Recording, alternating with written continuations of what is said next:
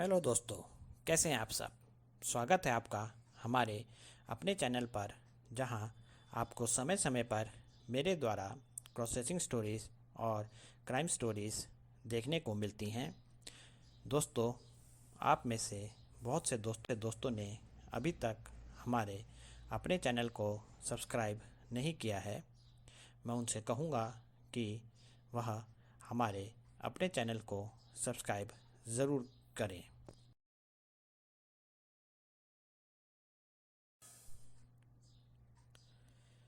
यह कहानी के पहले 3 भाग हैं दोस्तों। तीनों भाग आपको चैनल के वीडियो सेक्शन में देखने को मिल जाएंगे और इन तीनों भागों का लिंक मैं इस वीडियो के डिस्क्रिप्शन बॉक्स में भी आपको दे दूंगा। आप वहां जाकर भी इन 3 भागों को पढ़ सकते हैं।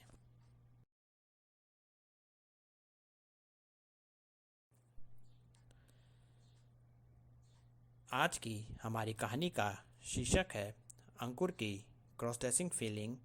यह कहानी का तीसरा भाग है दोस्तों। अगर आपने कहानी के पहले के भाग नहीं पढ़े हैं तो उन भागों को भी ज़रूर पढ़ लीजिए। कहानी को पूरा देखिएगा दोस्तों।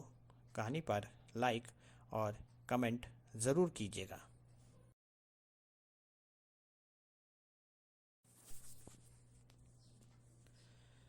कहानी के पिछले भाग की एक झलक।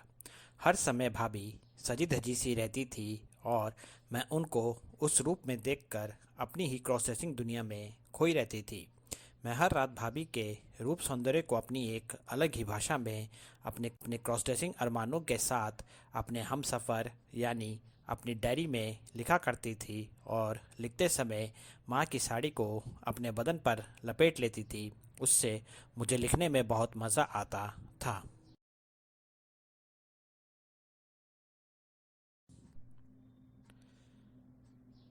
कहानी का आज का भाग। दिन तो मेरे खुशियों भरे बीत रहे थे, पर जैसे कि मेरी सब क्रॉसड्रेसर बहनों को पता ही होगा कि केवल एक साड़ी से मेरा मन कहाँ भरने वाला था। मुझे तो रंग बिरंगी साड़ियाँ, उसके साथ साथ तरह तरह के श्रृंगार की वस्तुएं और इनके साथ साथ तरह तरह के आभूषण भी चाहिए थे, जिससे मैं अपने रूप सौंदर्य को निखार सकूं और अपनी भाभी जितनी खूबसूरत दिख सकूं। अपने मन की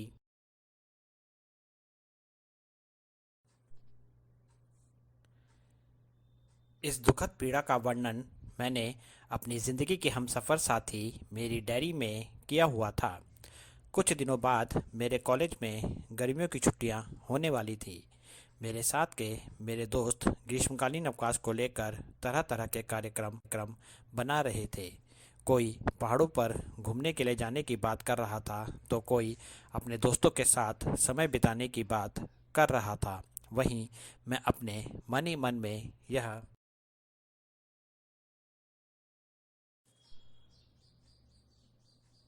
सोचकर खुश हो रही थी कि छुट्टियों में मैं सारा दिन अपने कमरे में माँ की साड़ी अपने बदन पर लपेटे रहूँगी और अपनी क्रॉस ड्रेसिंग इच्छा को कुछ हद तक पूरी करूँगी।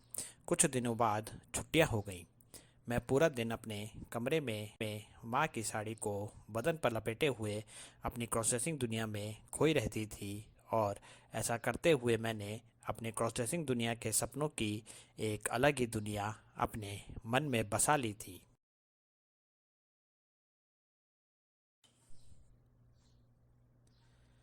सारा दिन अपने कमरे में रहने के कारण भाभी और माँ मुझसे पूछते रहते थे कि मैं सारा दिन अपने कमरे में बंद होकर क्या करता रहता हूँ, और उनका सवाल सुनकर मैं कोई जवाब नहीं देती थी, बस मुस्कुरा दिया करती थी। एक दिन भाभी ने माँ से अपने मायके जाने की बात की। मैंने जब यह बात सुनी तो मैं उदास हो गई थी। मेरी क्रॉस ड्रेसिंग दुनिया में मेरी भाभी मेरी आदर्श थी। उनके जैसा रूप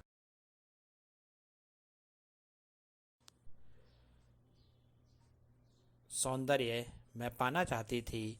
उनकी खूबसूरत रंग बिरंगी साड़ियाँ जो भाभी के रूप सौंदर्य को और ज़्यादा बढ़ा देती थी, उन साड़ियों को मैं पहनना चाहती थी और भाभी की तरह ही अपने रूप सौंदर्य को बढ़ाना चाहती थी। हर पल भाभी को उन साड़ियों में देख देख कर ही मैं अपनी क्रॉस ड्रेसिंग दुनिया को रंगीन बनाती थी। तभी माँ ने भाभी से मेरे बारे में कहा कि मैं पूरे दिन अपने कमरे में अकेले रहता हूँ, तो ऐसा कर अपने साथ इसे भी ले जा। और माँ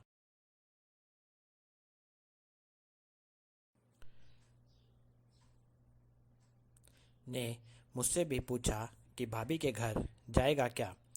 मैं खुश हो गई और मैंने तुरंत ही कहा कि हाँ भाभी, मैं भी आपके साथ चलूँगा।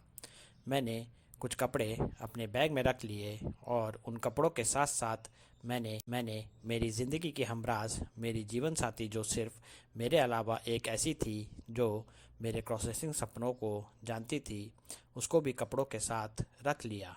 मैं और भाभी उनके घर आ गए। भाभी के घर में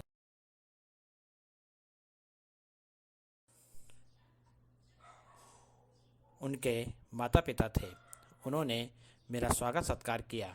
यहाँ मेरे पास मेरी माँ की साड़ी बदन पर लपेटने को नहीं थी, पर मेरी आदर्श मेरी भाभी मेरे साथ थी। यहाँ भी मैं अपनी क्रॉसिंग ज़िंदगी के हसीन सपनों की दुनिया में खोई रहती थी। भाभी से मिलने उनकी बहुत सी सहेलियाँ घर पर आई। मैं भी भाभी की कई सहेलियों से मिली और उनसे मिलकर मुझे बहुत अच्छा लगा। अपनी क्रॉसिंग ज़िंदगी के सपनों में मेरी एक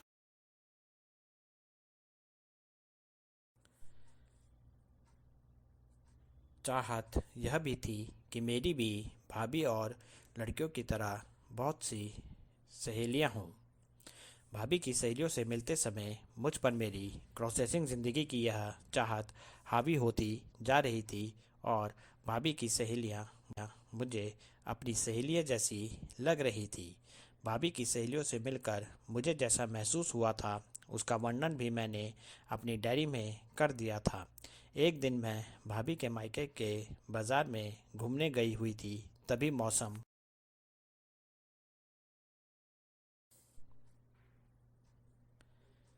ने अचानक से करवट बदल ली और ज़ोरों से बरसात शुरू हो गई। घर आते आते मैं पूरी तरह से भीग गई थी और मेरे कपड़ों में कीचड़ भी लगा हुआ था। चूँकि मेरे कपड़े गंदे थे और मैं पूरी तरह से भीगी हुई थी, इसलिए घर में आते ही मैं नहाने को चली गई और भाभी को बोल गई कि वह मेरे बैग से मेरे कपड़े निकाल कर बाहर रख दें। जल्दीबाजी में मैं बिल्कुल भूल गई कि मेरे बैग में मेरे कपड़ों के अलावा मेरी ज़िंदगी की हमसफ़र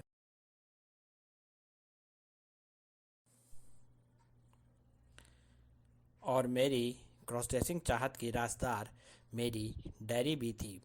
मुझे नहाते नहाते यह बात याद आई और इसी चक्कर में मैं जल्दी जल्दी नहाई। जब मैं नहाकर बाहर निकली तो भाभी ने मेरे कपड़े बाहर निकाले हुए थे। मैंने सबसे पहले अपने बैग में अपनी डायरी को देखा। वह बैग में ही वहीं कपड़ों के नीचे रखी हुई थी जहां मैंने उसे छुपा कर रखा था। मैं डरी हुई थी। मुझे समझ में नहीं आ रहा था कि क्या भाभी ने मेरी वह डायरी पढ़ ली थी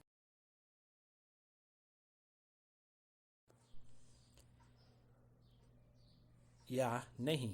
भाभी ने मुझे इस विषय पर कुछ पूछना भी सही नहीं लगा। कुछ दिन और मैं भाभी के साथ उनके मायके में रही और फिर भाभी और मैं अपने घर को आ गए। अब मैं पूरी तरह से निश्चिंत हो चुकी थी कि भाभी ने मेरी डायरी नहीं पढ़ी थी, क्योंकि अगर उन्होंने डायरी पढ़ ली होती तो इतनी बड़ी बात को वह इस तरह अपने मन में छुपा कर नहीं रखती और इस बारे में मेरे से ज़रूर पूछती। मैं निश्चित होकर फिर से अपने कमरे